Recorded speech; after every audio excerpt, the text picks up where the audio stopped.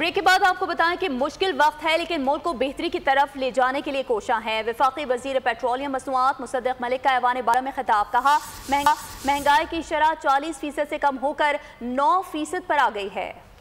انہوں نے کہا کہ گروتھ ریٹ تقریباً 0 تھا، اب 3% کے قریب ہے۔ وفاقی وزیر نے بتایا کہ بہتر کارکردگی کے لیے 11 بجلی کمپنی سے 9 کے نئے بورڈز تشکیل دے دیے گئے ہیں۔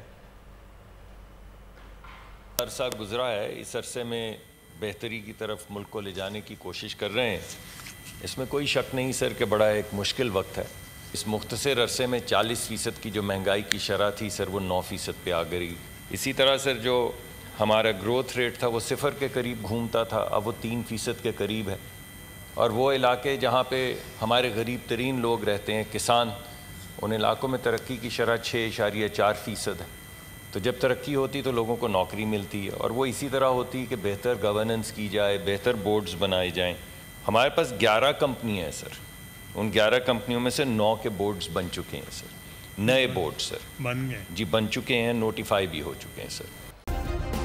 سبسکرائب کریں اور بیل دبائیں تاکہ کوئی خبر رہ نہ جائے۔